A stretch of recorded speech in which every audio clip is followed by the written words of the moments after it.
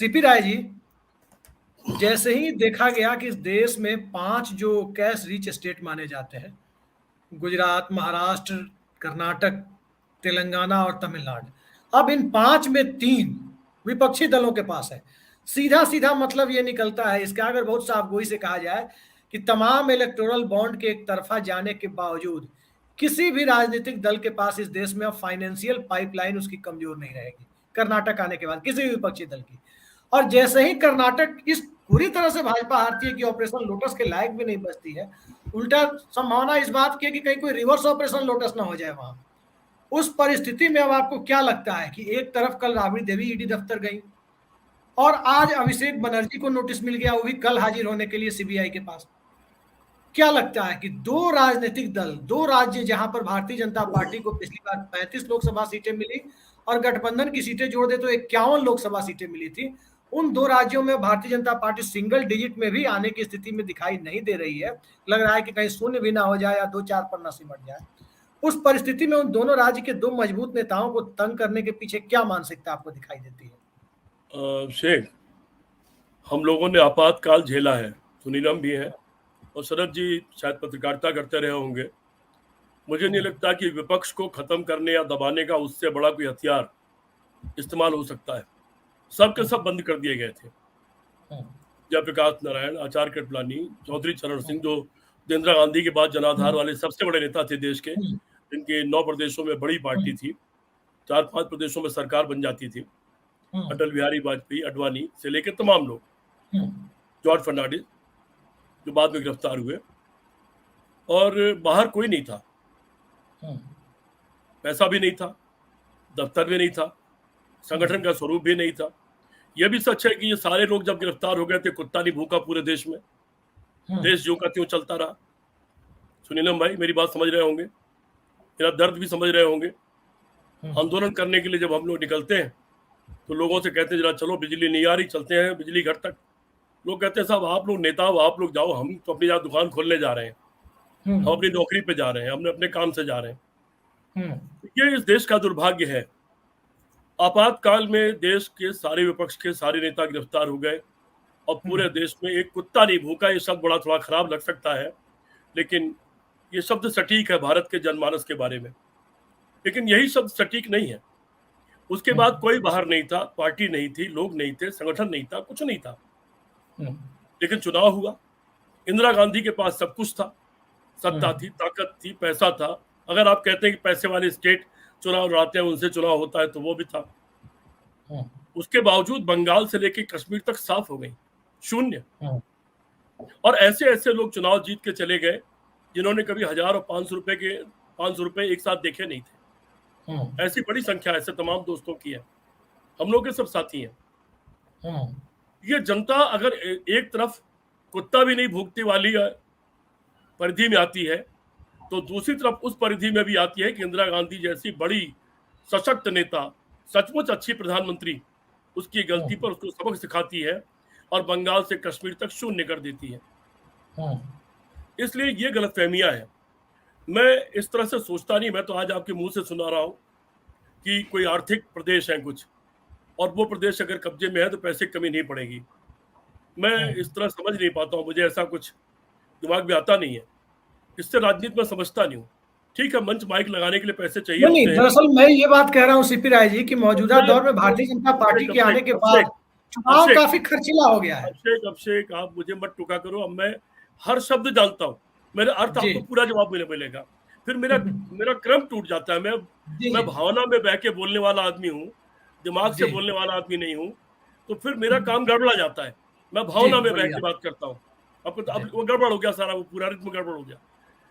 मैं उस स्वभाव का आदमी नहीं हूँ कि ये पैसे से बिल्डा चुनाव लड़े और तब चुनाव जीत पाए जब इंदिरा गांधी ने उनको इनडायरेक्टली सपोर्ट कर दिया।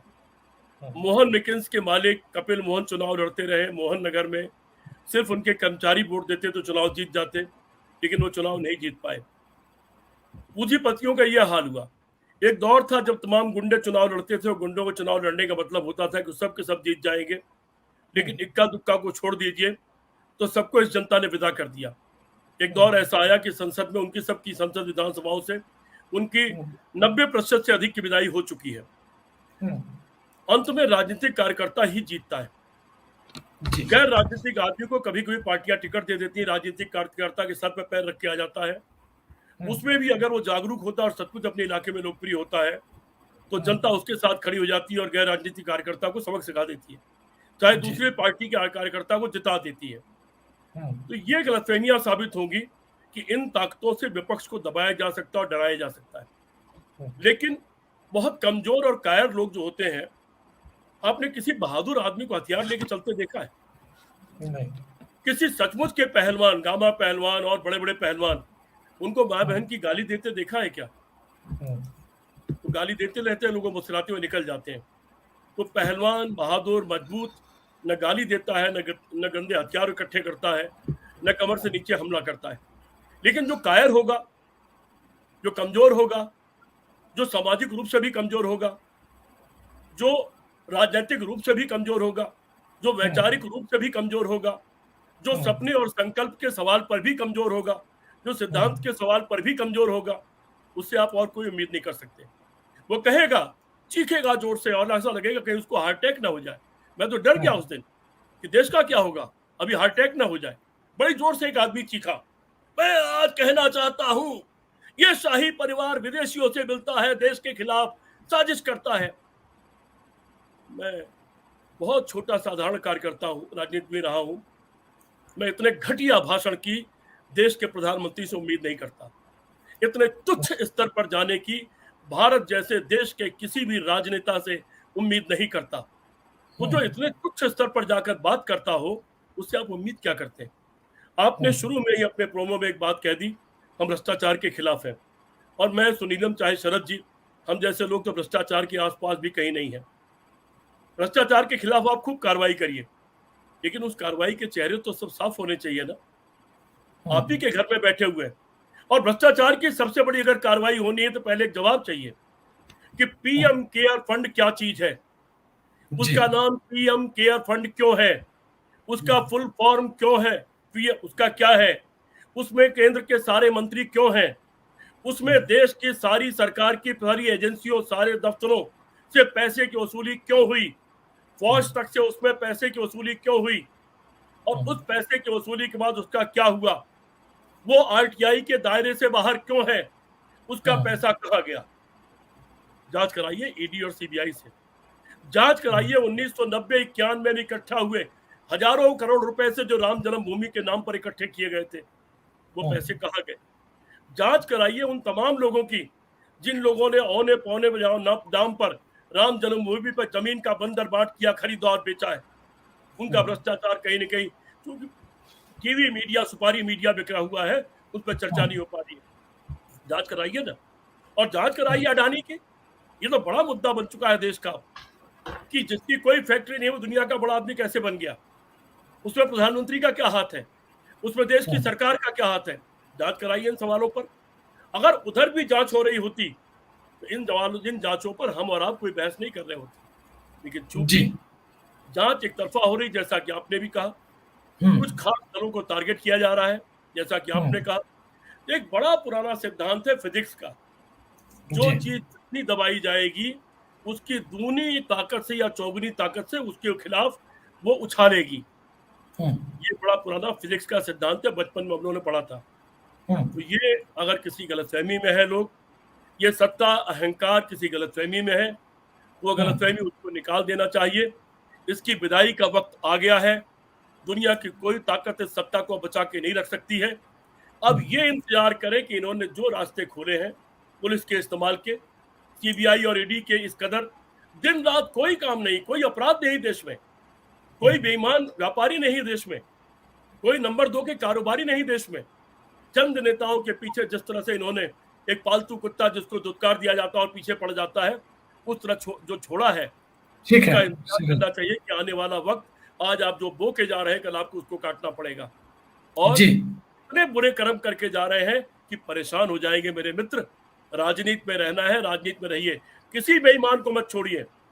मैं बिल्कुल नहीं कह रहा हूं कि किसी को छोड़ दीजिए, किसी को मत छोड़िए, लेकिन किसी को भी मत छोड़िए। सीपी राय जी, मेरा आपसे एक बुनियादी सवाल है। सवाल दरअसल ये है कि देखिए, नई आर्थिक नीति 1991 में आई, एलपीजी। एक पैराडाइम शिफ्ट हुआ, न सिर्फ इकोनॉमी में बल्कि पूरी सोसाइटी में। और उसका एक दुष्परिणाम हम ये देखते हैं कि पॉलिटिक्स में अब पॉलिटिकल क्लास आना लगभग बंद हो गया।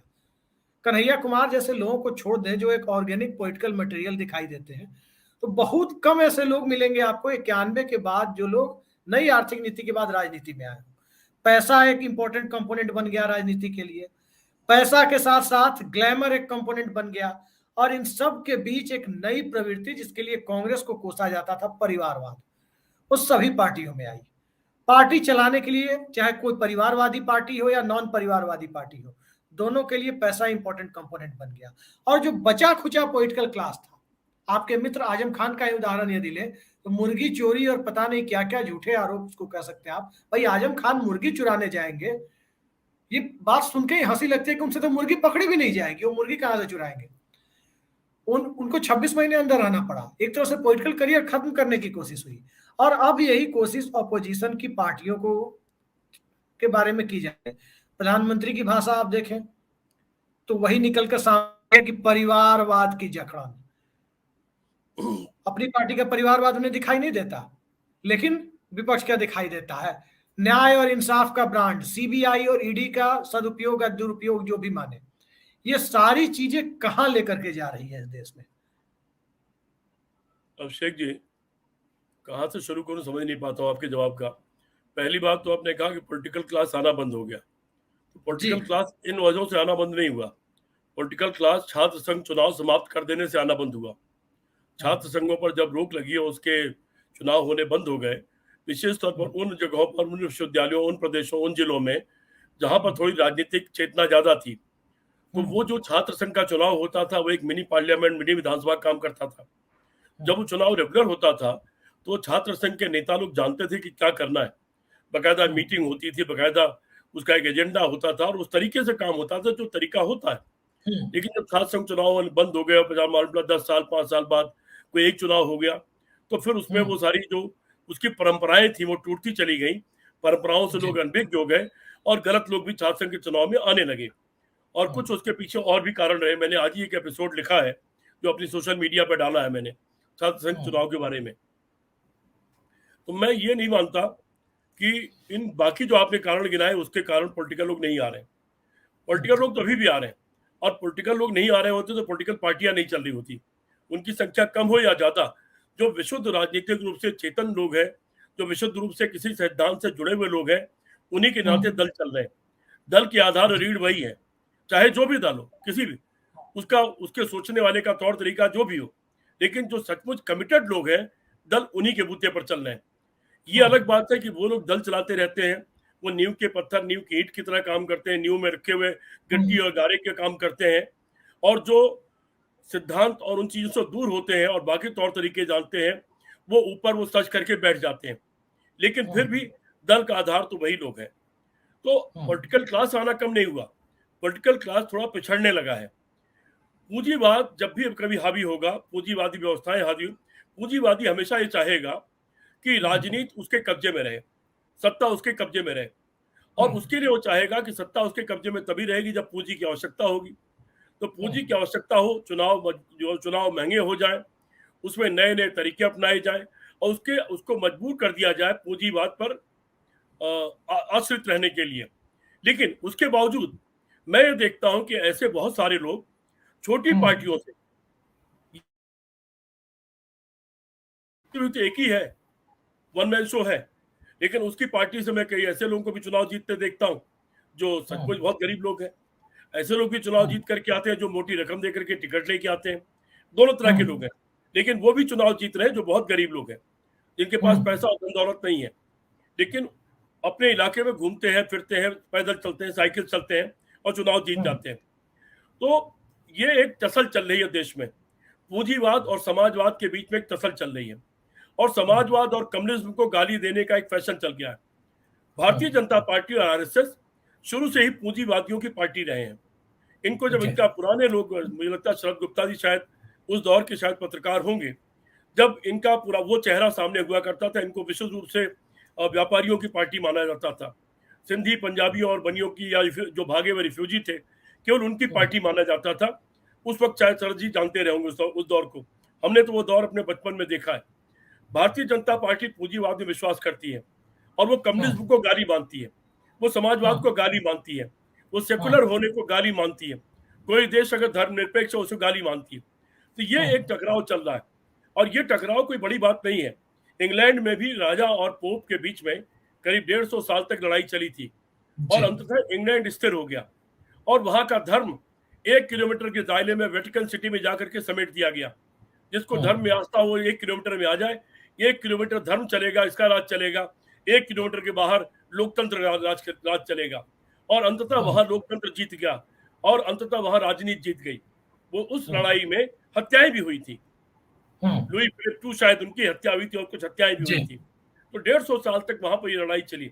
भारत उस लड़ाई का शिकार है। फ्रांस में एक अलग तरह की लड़ाई चली थी और बहुत लंबे समय लड़ाई चली थी। दिगाल के आने के बाद वो स्थिर हो पाया फ्रांस। मैं निराश नहीं होता इन लड़ाइयों से। ये लड़ाई एक स्वाभाविक है। सैकड़ों साल की गुलामी के बाद आया हुआ प्रदेश, उसमें भ्रमित लोग, उसमें भी अलग अलग विचारधारे और कुछ लोग 5,000 10,000 साल पहले के सपने देखने वाले लोग और कुछ लोग 500 साल आगे के सपने वाले देखने वाले लोग। निश्चित तौर पर उनमें तो टकराव होगा। जो आने वाले कल के बारे में सोच रहे हैं और जो बीते हुए कल के बारे में सोच रहे हैं, दोनों के बीच में टकराव होगा। उस टकराव का परिणाम और पूंजीवाद और समाजवाद के बीच में भी टकराव होगा, क्योंकि समाजवाद कहीं न कहीं गैर बराबरी को खत्म करने का नाम है, ऊंच नीच की खाई को पाटने का नाम है और पूंजीवाद ऊंच नीच की खाई को जमीन से आसमान तक, बल्कि पाताल से आसमान आकाश तक उसकी दूरी बढ़ाने का नाम है। भारत इस रोग का शिकार है। इस रोग का शिकार होकर के इस वक्त ऐसा लग रहा है कि पूंजी के बिना राजनीति नहीं चलेगी और पूंजी हावी है और पूंजी के लिए ही सब कुछ हो रहा है। लेकिन मेरा मानना यह है कि ये इससे भुगतेगा, परेशान होगा और परेशान होकर के उसी तरह रास्ते पर आ जाएगा जैसे इंग्लैंड रास्ते पर आ गया, जैसे फ्रांस रास्ते पर आ गया, जैसे अमेरिका रास्ते पर आ गया और जैसे अन्य इस तरह के बहुत सारे देश रास्ते पर आ गए, जर्मनी और इटली रास्ते पर आ गए, वैसे ये देश भी रास्ते पर आ जाएगा। मैं इसको लेके बहुत आशान्वित हूँ। इरादे तो सबके होते हैं कि हम तानाशाह बन जाए, इरादे सबके हैं कि देश की सारी संपत्ति हमारी हो जाए और 140 करोड़ लोग हमारे नौकर हो जाए। लेकिन इरादे होने में और उसके सफल होने में बहुत दूरी होती है एक दूसरे के बीच में। हमको आश्वस्त रहना चाहिए, भारत अपना रास्ता तलाश कर लेगा और भारत सही रास्ते पर चलेगा और वो रास्ता समाजवाद और लोकतंत्र का रास्ता होगा।